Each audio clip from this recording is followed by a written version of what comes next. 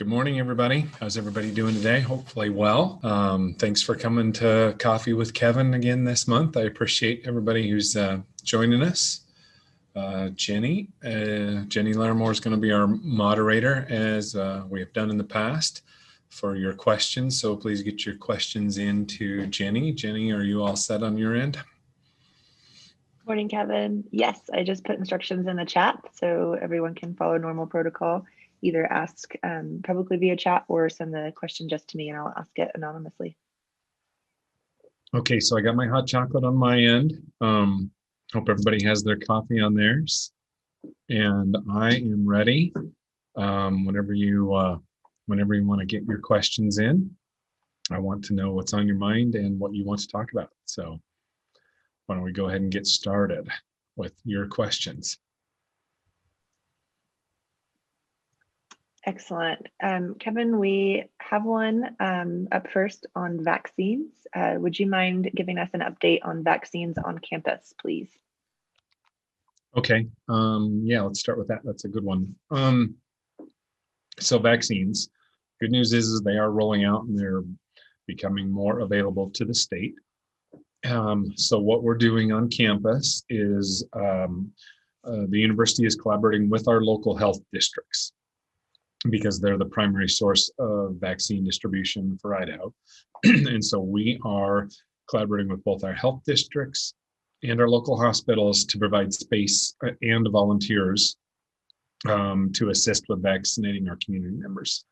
So here in Pocatello, we started this last week, beginning February 18th and 19th, to set up a place on campus for vaccinations. Now, you probably all saw the news that the nationwide weather problems interrupted the supply chain, but otherwise that site is up and running in partnership with the health district, and it will continue here on campus all the way through the spring semester, every Thursday and Friday for those that are in the priority group that are available to get a vaccine now. We're going to be providing them. The Meridian campus is considering the same approach with Central District Health over there. We're working with Southeast Idaho Public Health here to get those set up. So if you're in one of the priority groups, which is now in group 2, you might be able to get your vaccination scheduled here on campus. Now, in addition to that, all the presidents of all the colleges and universities in Idaho got together last week, and we put in a request to have higher education employees be moved up on a priority list. So we put in the request with the governor's COVID-19 vaccine advisory committee to have all faculty and staff moved into the next priority group, which will be group 3 after they finish with group 2 right now. So we don't know the answer to that yet, but we've made the request to that committee. We're hoping that within the next week or 2, they will issue a decision on that request, and then we'll know. But we wanted everybody to know that we made that request. So I think that's where we are on vaccines. Great, thanks, Kevin. Next question, how is ongoing screening working on campus, and can I still get screened if I would like to? Okay, so couple of weeks ago, we finished our return to campus screening program, and then we transitioned to our ongoing screening program, selecting certain employee and student groups and random populations in our campus community for an ongoing screening program. So right now, how it's working is each week, we continue to have a screening site. It's now much smaller than it was. It's no longer in Reed Gym. We've moved it. And we're going to have a few hundred people screen each week as part of that process. So individuals are selected based on their on-campus presence, including, for example, the students who are in housing, people who are a part of in-person labs that are required, or in-purpose programs, or in-person programs, and other programs that have health exceptions going on that are in place, and then other random areas to ensure campus safety, because that's what this continues to be about, is ensuring the health and safety of our campus population. That's what the program is doing now. So that will continue all the way through the spring semester, assuming that we won't be all fully vaccinated and ready that our society isn't past it by then, which I think we all know is not going to happen. So we're going to continue this through the semester. Now, in addition to that, because we have this site set up, any individual from our campus community that would like to get screened, you have a reason you need to be screened, you're more than welcome to set up an appointment and come in and be part of that population, even if you weren't selected. The appointments are made using the university's health portal, the same one you used when you scheduled the initial return to campus appointments that we did at the beginning of the semester. That link's available on the Roaring Back website. So if you have a reason you need to be screened, please do so. This is part of keeping our campus community safe. So any member of our campus community that needs a screening, please sign up and get one. Perfect. Thanks, Kevin. Next question. Hi, President Satterley. Happy ISU Open Education Week. Have you seen the textbook? Whoops, lost my place. Excuse me. Have you seen the textbook Tales video posted on the ISU Library's YouTube channel? They're interviews of students discussing how high textbook costs have affected them. I think you'd be really interested in what the students have to say. Oh, thank you. Thanks for the question and the information. No, I haven't seen that video yet. So I'll look forward to seeing it. Here's what I know though. Working towards OER is important. I know that the high cost of textbooks and course materials is hard on students. And the cost that the textbook publishers are charging now is unconscionably high.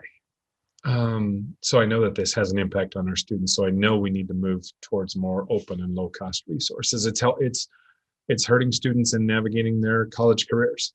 So I'm definitely going to check out these videos. Thanks for letting me know that's there, and I will take a look.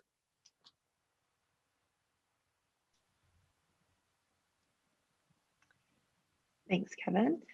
How do we schedule the vaccine appointment if we are in an authorized group?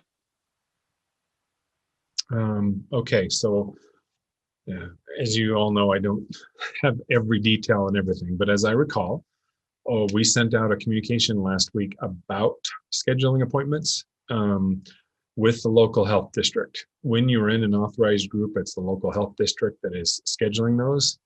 The state of Idaho has a website dedicated to those who are currently in the priority group and then how to schedule. So you need to check out that with the health district and the state, but I think we sent out a communication on that last week, as I recall. So I think that information is out there. Okay, thanks, Kevin. I'll work on getting a link to that communication to share in the chat as well. Okay, thank you. Okay, next question. This may have been covered somewhere already, but what are the plans for summer term and fall term instruction? Are we staying with the model we have been using this spring? I've had friends and family ask if there's a plan to return to in-person instruction, and I'm not sure what to tell them. Okay, this is a great question. Because right now we are doing everything we can, but what we don't know is how long will it take for the vaccines to completely roll out. Everybody who wants one and should get one can. When we will have, herd immunity that the experts talk about. So at the moment, what we have to do is the old adage, prepare for the worst, hope for the best. So right now, we are planning to mimic the same schedule that we have done last fall and in this spring, and have that in place for summer and fall. However, there's a reason for that. That's because it's much easier once we get to the point where things are better to switch back to normal than it is if we plan for normal and then have to switch back again to social distancing. So right now we are keeping in place some of our plans in terms of the hybrid classes and the social distancing in the classrooms until we get the all clear. The moment we get the all clear, we can quickly move back to the more traditional, open up the more seats in the classrooms, open up the more in-person instruction. Now we have every hope right now that we will be able to do that by probably midsummer and for the fall. I very much hope that that's going to happen. Just this morning, watched an interview with Dr. Fauci, and I think things are moving in the right direction, but I don't want to move too soon on that and then have it be difficult if we would have to return to some of the protocols. So for the moment, we're keeping those protocols in place, and we are prepared on a very short timeline to move back to what we would all consider the more normal. And that's what we all want. And that's what I want. And I think we're going to get there, but I'm not ready to commit to that until the experts, the medical and scientific experts, tell us it's the right time. Then we will be prepared to do that. So I think the real messaging for everyone right now is we are fully prepared to do that, but we're doing it the right way and cautiously when the time is right. Thanks, Kevin. And I'm about to post the vaccine distribution email for everybody. So if you'll hang with me for 1 second, I'll get this posted, and Okay. then I'll get to the next question. Sounds good.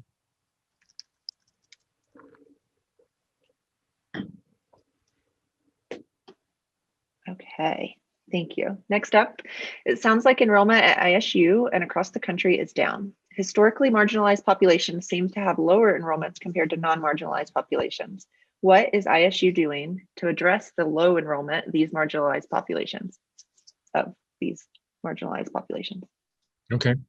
Well, as I think everybody knows, enrollment here at Idaho State is a main focus. It's been a main focus since I arrived, and I think it's something that we are definitely working on. We are currently in the process and have a team developing a strategic enrollment plan so that we are not just doing it ad hoc, but we are trying to have a strategic approach to our enrollments. So the group that is working on this is looking at everything we need to look at, including collaboration across the entire campus. Enrollment isn't about one group, our enrollment staff. It's about our entire campus saying enrolling students is our mission. There are so many students out there who will benefit from a higher education. We are their chance to better their life through education. That is why we are here. And so we need the entire campus to come together and realize enrollment has to be a focus because that's our mission. So as they're looking at it, they are developing everything from where are the right target populations? How do we reach those students? How do we develop the communication? What's the message that we need to bring them about our advantages, about what we bring to the table from Idaho State University, how this education will help them? Who do we go after? Where are the students that would be likely to benefit from their enrollment here? And how do we get them, including all of those target populations?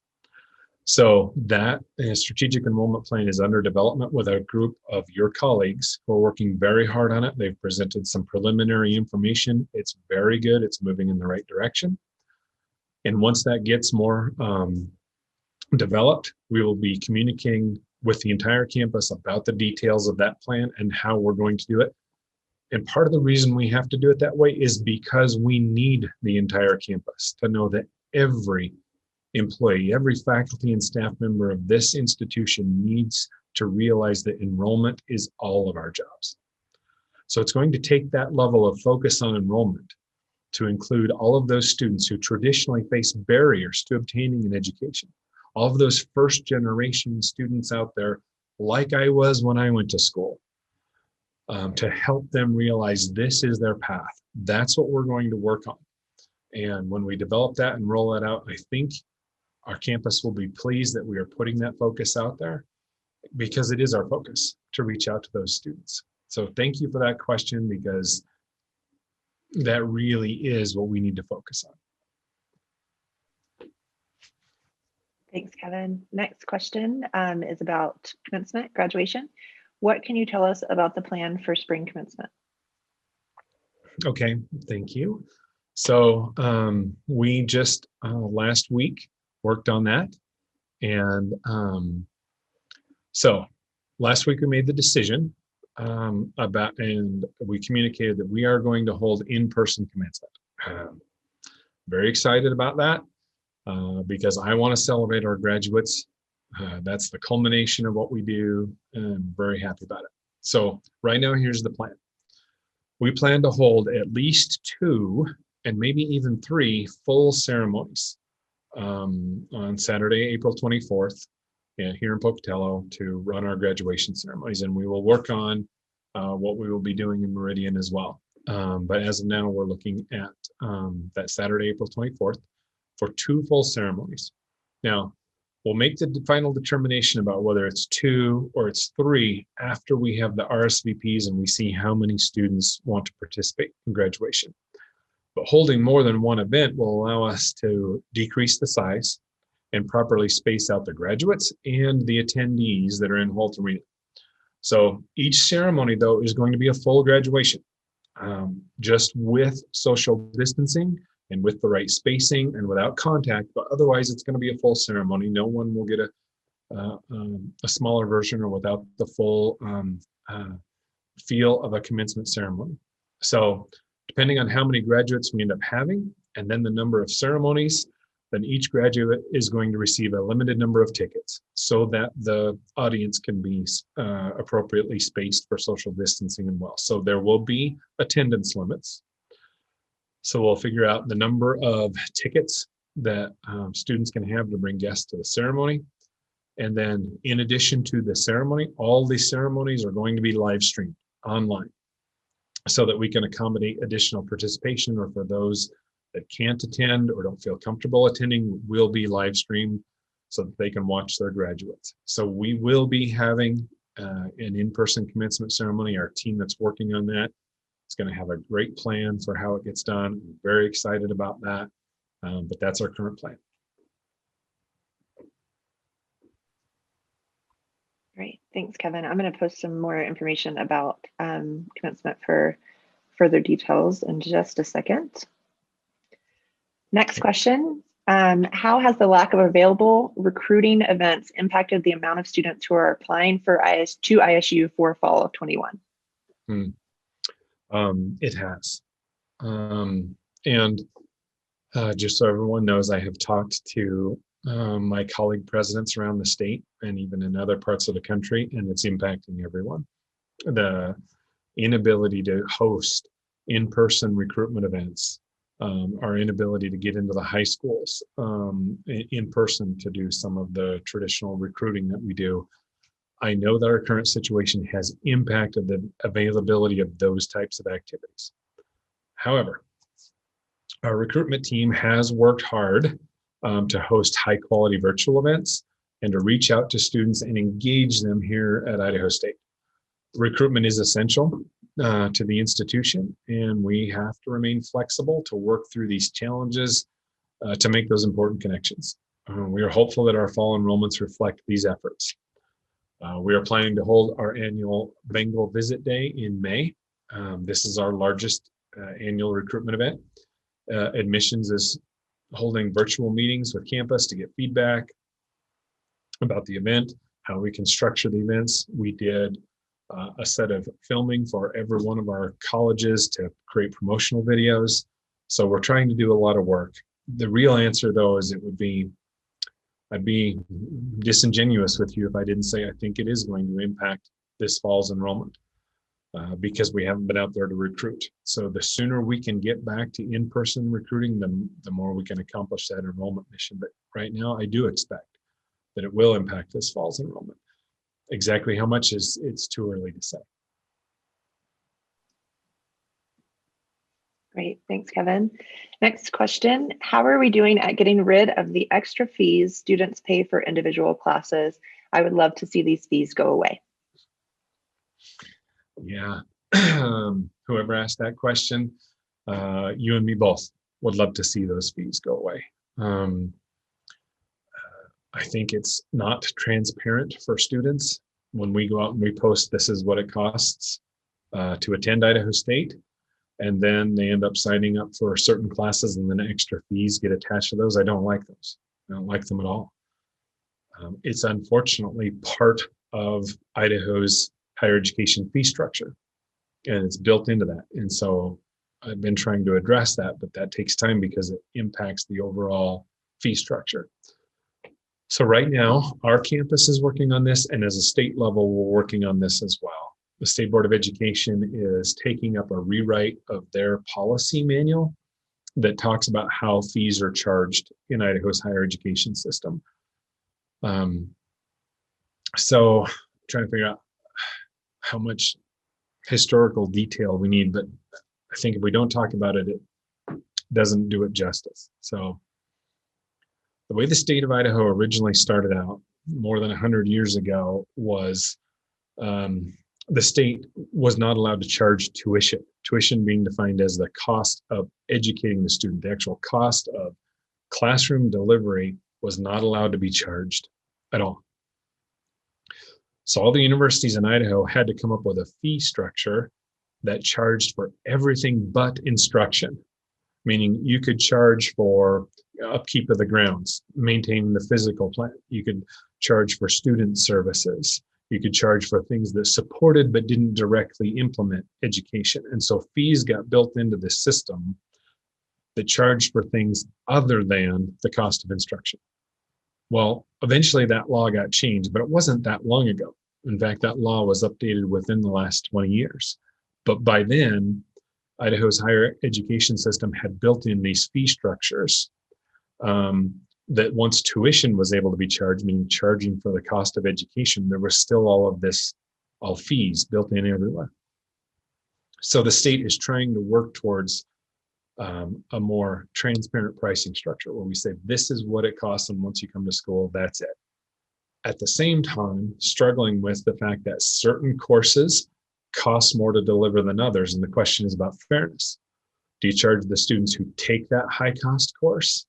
Or do you charge everybody a little bit more and then everybody's equal? And that's a really difficult question. And it's one to which there isn't just one answer. So unfortunately, it's a very complicated system. It isn't just as simple as let's charge a few extra fees here or there. It's that's part of the whole fee structure Idaho's higher education system was built in. What do I think? I think that these costs, these individual classroom costs, are a barrier to students. And they end up getting a bill they weren't prepared to pay because it wasn't listed in when we say this is how much it costs. I don't like those kind of barriers for our students. So I would love to change those. So we are working on it. We're trying to get there. It's going to take a while. I just hope everybody knows that I am trying to address that and the state is trying to address that. And then finally, I apologize because I think I way over answered that question. But that's really the background of why this is not a simple fix.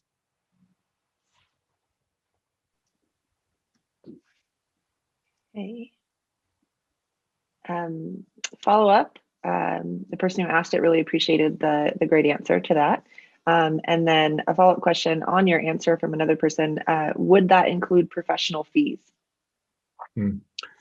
Professional fees are part of the changes that the state is looking at, but it's probably I think it's unlikely that that's going to go away because those certain programs are ones where the state has recognized they are definitely the entire program. It's not about one course, but the entire program is a very high cost delivery. Or in some cases, and let's just be honest about this, in some cases, they're in programs that the state has decided not to fully fund, meaning the state isn't putting money into those programs at all. And so if a student wants access to those, the student has to pay the full cost of them. If the state is saying they won't put any money into those programs, but we still want to offer them, we don't have much choice other than to charge those students or increase everybody's tuition pretty dramatically to make up for the difference. And that's a tough one because those professional fee programs end up costing a lot because of that. That's a tougher public policy question. I mean, there's so many programs we could take. For example, we have a nursing shortage in the state of Idaho. We need to produce more nurses. But if the state won't increase the budget to produce more nurses and give them the quality education they need to be these fantastic professionals that our nurses are, we at Idaho State produce the best nurses in the state, period, hands down. We produce the best nurses in the state. For us to continue to do that, Without the state investing any more money in those programs, we only have one choice, and that is to put a professional fee on there to generate the money we need to do it. Or else we wouldn't have enough money. We'll have to cut the size of the nursing classes and produce less of them, which is not meeting society's need, or cut the quality of what we do by having programs that aren't as good. And I'm not willing to do either. We need the nurses and we need the quality programs because I'm very glad we produce the best nurses in the state. So unfortunately, the only way to do that is with the professional fee. That's going to be a harder one to solve. So if I'm being really honest and answer that question, I don't think that's going to get solved this time around, absent an investment from the legislature, which I don't see happening right now. Great. Thanks, Kevin. I have a very specific question about commencement. Is there any way to make commencement latex balloon free? Well, great question. As I recall, and again, someone like Allison Johnson would be a better person to answer this for me than me. I think we got away from balloons in 2019. As I recall, we don't use balloons in our commencement events anymore. We now use those confetti cannons and the streamers, which I think are great. They looked really great last time we did commencement. So I think we already solved this one, that we're not using balloons anymore at commencement. Great, thanks, Kevin. And just confirmed with our event planner that we are currently balloon free. Yeah. You are correct. Great, thank you for confirming that. Okay, next question. In addition to an increase in higher education budgets, the Governor and Legislative CEC Committee has recommended a 2% change in employee compensation for permanent state employees that is to be based on merit and a 2% pay structure shift.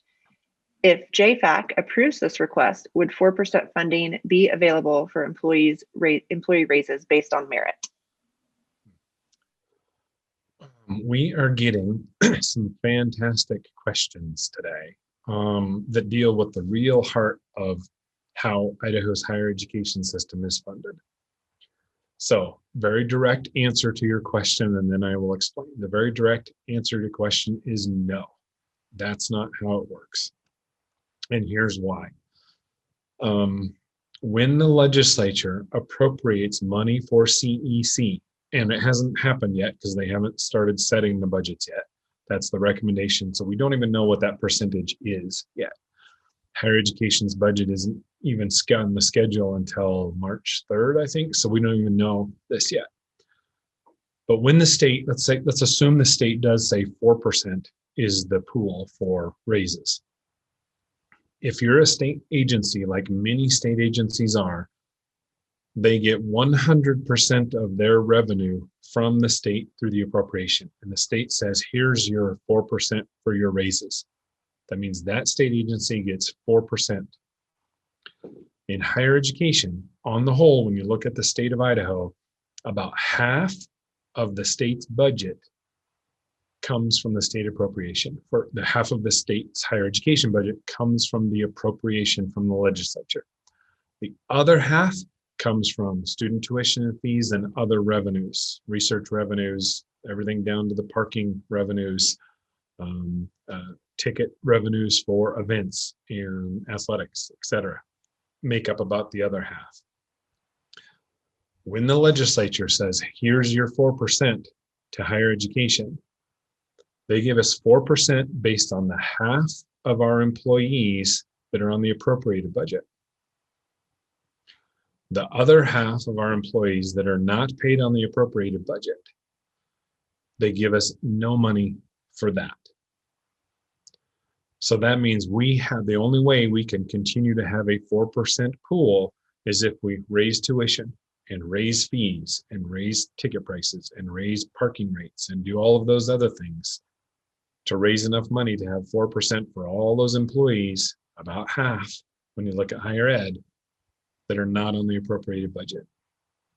So another way to describe it is the legislature in that scenario, that hypothetical I gave you, would give 4% to other state agencies. The equivalent is it's like giving higher ed half of that. So about 2%. That's the amount we'll be given as a pool, is about 2%. So we would have to find enough money to make up that other 2% to make it work. And historically, what we have done and what higher ed has done for 30 or 40 years, not longer, is raise tuition every year.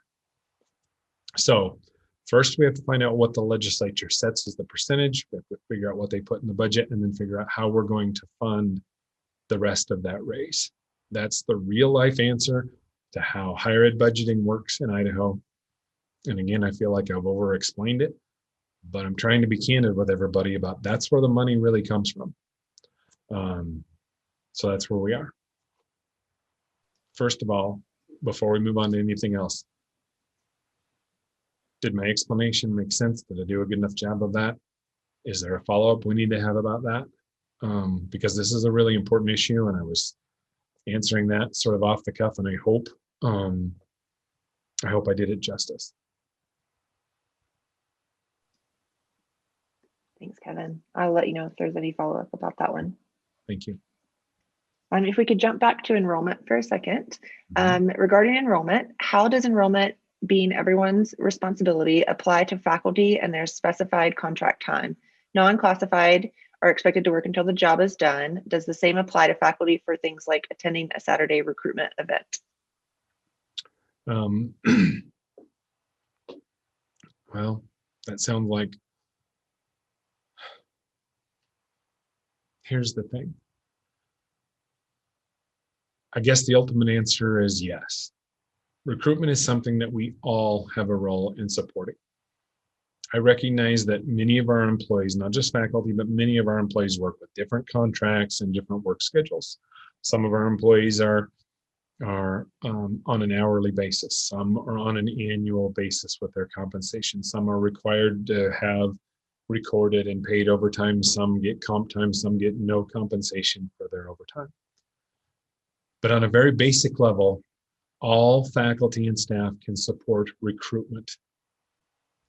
When it comes to the right conversations we need to have with the prospective students when they visit for campus tours, everyone has a responsibility to be part of that. That's my expectation. My expectation is it's not about contract time. It's about, we all understand that helping recruit students and supporting students is why we are all here. And I think our strategic enrollment plan is being developed and will have the right details for all of us, how all of us, including me, will support that in recruitment and enrollment plan.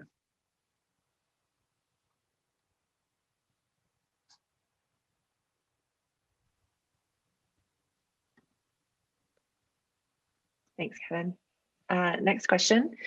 I have loved the flexibility in how classes are being held, recorded, online, or in person, and so forth, as well as the extra effort faculty have been putting in to accommodate students. I am hopeful that these types of things will be part of university life after the pandemic. Can you speak to this? I think it would have a big impact on retention. I agree. I agree completely. So we currently have a committee in academic affairs that's evaluating these changes. The distance-based instruction, the hybrid classes, the high flex classes, all of those things. Looking at all the changes that we made and how we have utilized those in the last 2 semesters to make a recommendation on which of these items should we permanently implement going forward because it's the new way of doing business. The new flexibility that we've created with these classrooms and the owls that we put in the classrooms can increase access to students who otherwise couldn't come to campus. It's allowed students to tune in to our classes in a whole new way, that it's not just about asynchronous online learning, but synchronous classroom participation from a remote site. I think there's a lot to learn. I think this opens up a new access point for so many students. It probably accelerated where we were going to go eventually anyway. But the onset of the pandemic has accelerated that conversation, and now it's an expectation. So I got to tell you a story. I've told it several times in different forms, but I'll tell it here. So in the fall semester, I was taking a walk out on the quad, and I went for a walk, and I walked out to where there were two of our students sitting in those Adirondack chairs we have out on the quad. And they're sitting there, they have their laptops open, and I walked up to them. I had my mask on, but I walked up to them and I said, "Hi, how are you doing? How's your day going?" Just to make conversation. And the student said, "We can't talk right now, we're in class." And so I was interrupting class time. Well, they were in a class that was meeting right then, that was going on in the business building, in the College of Business. So the class was meeting in the College of Business, but they were in that class remotely, sitting out on the quad in their Adirondack chairs. That's fantastic that they could still participate, but didn't have to be in the classroom at the time. To me, this opens up the fact that a student who is otherwise placebound, who's living in Rockland or in Malad or in Bonners Ferry or somewhere else outside the state of Idaho, can be in class, but not have to be here physically in class. We need to embrace that. We need to find out how to utilize that and make that a part of what we do going forward. And I know that from a teaching perspective, there will be times when that doesn't work, that certain types of classes will require for the right reasons that they need to be physically there. And we will figure that out for those classes. But we're in those courses where it does work and the faculty can teach in that in a way that still works, we should figure out how to embrace that, because it's going to embrace a new group of students. Again, those students who will benefit from having higher education that we can provide. We need to embrace that. So now that I've given the long answer, the shorter answer is yes, we definitely should continue that flexibility where it works.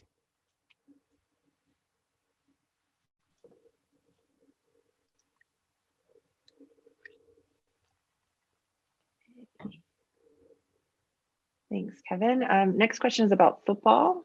Will there be football seating this fall?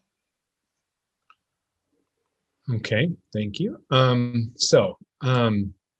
You probably all saw that a week and a half ago, the State Board of Education announced that our athletic events could have up to 40% enrollment at athletic events. A couple things.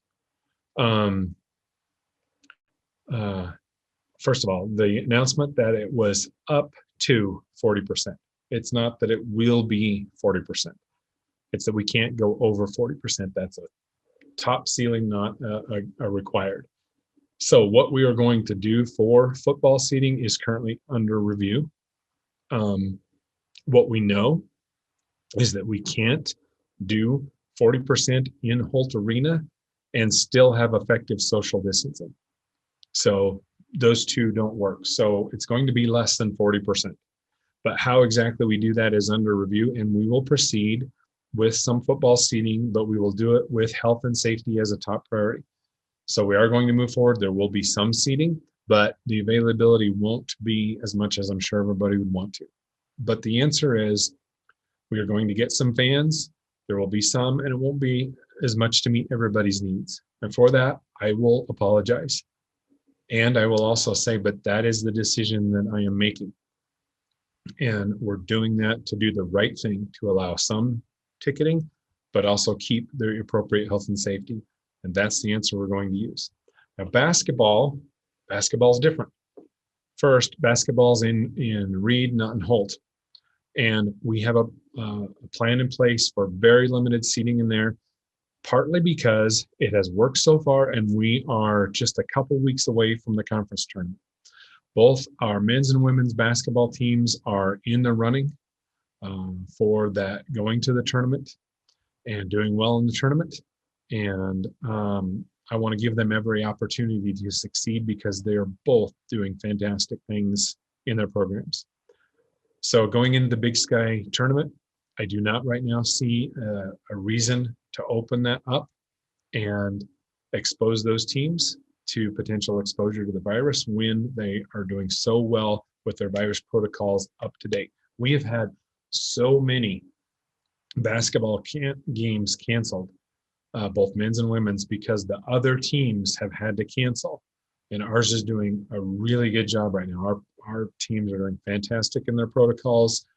And if we stay with these protocols, if we are able to be successful in that tournament, I want to make sure our automatic qualifiers from the Big Sky, whether it's us or another team, I think our teams are doing very well. I want them to have that opportunity to represent us in the NCAA championships. So ticket availability for basketball is going to stay very limited, and there's only a couple weeks left in the season. So that's where we are on athletic ticketing at the moment.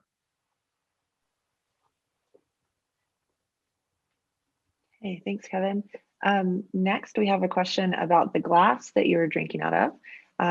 People want to know where they can get it. This one?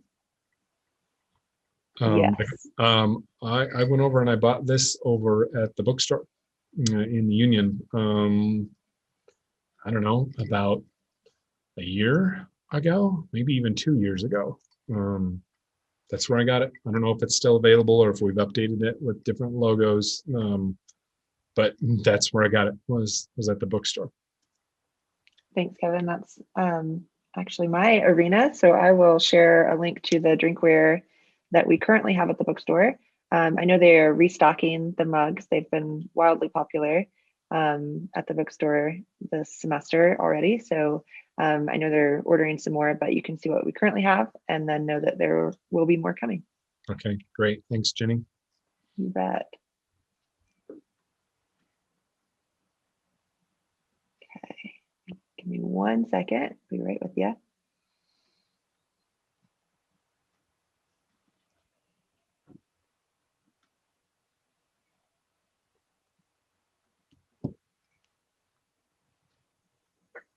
Okay, while I am sorting out some of the order here, what is the thing that you as president are most excited about for Idaho State University? On the whole, we do such a good job of providing that opportunity for a student to better their life through higher education. The programs that we have are designed to do just that. So what I am most excited about, this goes all the way back to the first time I spoke to the campus in my first fall address, about telling our story and getting our story out there. There's no reason for us to be the best kept secret in Idaho. We need to tell our story because we do such great work here. And I'm excited for that to continue, to tell our story, to let the state hear our roar and let those students have a chance to come here. That is what I'm most excited about, because the more we can do that, the more we can provide those students with that opportunity. And we have such fantastic programs to provide them with. That's what I am most excited about. Now, that's my overall most excited about. What am I most excited about in the shorter term? I am so excited about this fall, because if we can stay the course, if we can continue our current safety protocols of masks and distancing and hand washing, and if we do the right thing between now and the fall, and the vaccines roll out the way they are, and people have an opportunity to get vaccinated, I am so excited that this fall could be that return to what we all want it to be. That could make this fall an amazing experience for all of us to come back together, students, faculty, and staff alike. I'm so excited at that possibility. That's why it's so important now to continue to do the right thing to set us up with our best chance of that happening this fall. That's what I'm excited about. Thanks, Kevin. Next question, will essential workers / lower paid employees be considered for a higher percentage CEC raises, similar to how furloughs were handled? I think it's probably too soon right now to speculate on that. partly because we don't know what the CEC is. I think many of you might know that this year the state gave us a mandate to move some of the pay lines in some of those classifications in our classified staff. And so that happened mid-year. And so sometimes the state says to move those pay lines differently than others. I haven't yet seen whether this year there's any more talk about moving some of those pay lines differently. I think it's too early to speculate on that. I think the answer for now is that we will have to wait and see what our appropriation or budget looks like from the legislature and what those instructions will be regarding CEC before we can make any CEC decisions. Great, thanks, Kevin. Are there plans to continue working remotely?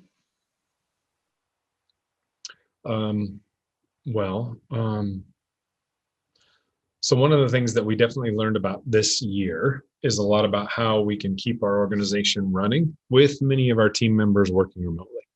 So currently, remote work options are still utilized. They are still, from my perspective, still what we want to be doing. They are encouraged.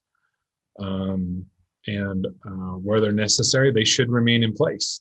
There's no reason right now to back off of any of those. Going forward, those need to continue, and we need to remain flexible with remote work options until we get through our current state of the pandemic. Our human resources team is taking the lead on providing the recommendations that encourage health and safety of employees as it relates to remote work. So as of now, those should continue. Once we are post-pandemic and we evaluate how things are working, we will need to again evaluate what lessons did we learn from it and what should we be doing. And I think we should. That's part of continuous self-improvement. So we'll look at those. But for the moment and going forward, yes, we need to remain flexible and continue to encourage that. Thanks, Kevin. Next question. I want to check with you if we can have you encourage ISU communities to attend the Black History Month celebration. Today we had only 16 people join us for our first event. We have put a lot of time and effort for Black History Month celebration, and people not showing up is very discouraging. Yeah, well, I'm sorry to hear that, because I know a lot of work did go into that. I know I'm scheduled to attend one of the events, I think later this week, and I would encourage everybody to attend. It is part of history that, as everyone knows, I encourage everyone to study.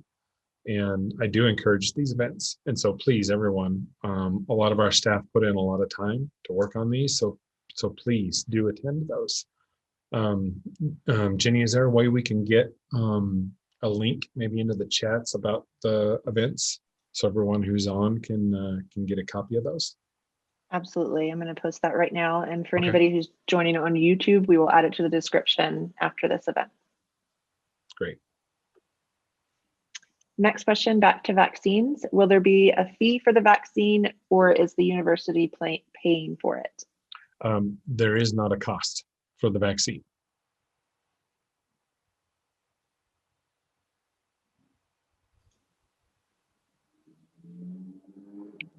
Okay, next, also related to vaccine.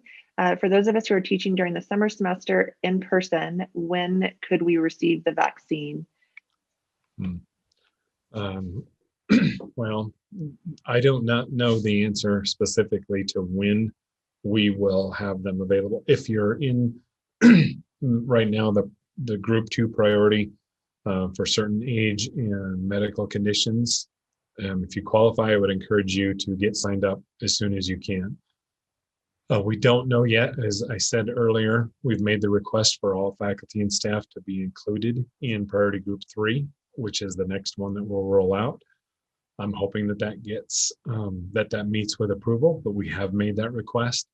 If not, what I would encourage everyone is, as soon as you are properly in the priority group that comes up for vaccination, get your vaccine. I'll encourage everyone. Personally, as soon as I am in a priority group, I will be signing up. I will be getting the vaccine. But I also am not going to get it any sooner than when I am appropriately in one of the priority groups. Then I will get it along with everybody else. And I encourage everyone else to do that. I'm sorry I can't give you a definite time because the university, although we're hosting the site for vaccines, we aren't actually delivering the vaccine. We will be providing the volunteers. So it will be some of our staff and students, for which I say thank you to all of those who are volunteering to be part of that. But the actual rollout of the vaccine is being done by the state through the health districts. Thanks, Kevin. Next question. What is the ISU policy when it comes to equity, inclusion, acceptance, diversity, and gender equity? What is our policy on it? Our policy is that those things are important. They are important as part of our society, and therefore they are important as part of Idaho State University. Inclusion and acceptance and equity is fundamental. Equal justice under the law is entitled, everyone in our society is entitled to that. I firmly believe in it. Equity inclusion has a website that our Office of Equity Inclusion has a website that lists all of our policies on these matters.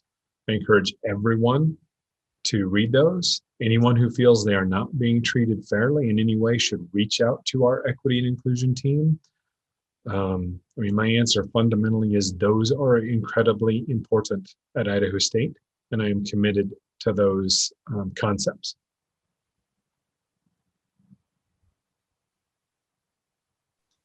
Thanks, Kevin. I just pasted that into the chat as well. Oh, great. Thank you. You bet.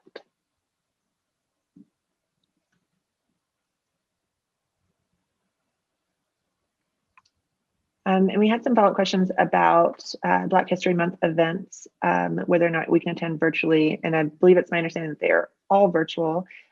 So attending the isu.edu/drc/events chat that, or URL that I chatted can take you to the Zoom links for that, in case there's any confusion there. We have a note of thanks to you for not jumping in the line to get your vaccine. Yeah. Okay, so here's a note that someone is baffled that only K through 12 teachers were authorized to get vaccinated early. Why weren't university teachers included in the idea? Okay. First, a disclaimer. This is my understanding of how that decision was made. I'm not trying to claim that it was the reason, because I'm not part of that task force that is making those decisions. And I don't want to cast any misinformation. This is what was communicated to me, but there may have been more reasons. There might have been a lot more behind it. And so I just want to make sure I'm giving the right disclaimer. I'm not trying to give you the reason. I'm giving you my understanding of why we didn't go in with K-12 teachers. What the committee saw was how well Idaho's higher education system, which means a compliment to all of you out there, a great compliment, how well we responded, and that we found a way to continue our mission with the right level of social distancing, with very small compared to the populations around us, outbreaks on our campuses here and at our sister institutions. The outbreaks were very small compared to communities in general. And they felt that we had done such a good job of that we were able to continue longer than the problems they had in the K-12 setting. They found that the K-12 setting didn't lend itself as well to the social distancing, to the hybrid classrooms, to the high flex approach. And that in order to get the students in K-12 back in the classroom to a more sense of what their normal was, they could not do without vaccines, that it was going to be required to get there. And they felt higher education was operating so well that it moved us down the priority. Now, again, that may not be the reason. That might not be the final reason. There may be a whole lot more behind it. I just know that's what was communicated to me. And so that's why we came back with the request of, but put us somewhere in that priority system. Because ultimately, the question that came up earlier, in order to impact our enrollments, and in order to impact those students who want and need a higher education, we need to get back to that same sense of normal and to protect our population. And we're not going to be able to get there until we can have the vaccinations, which is why we've come back to ask for that priority list again.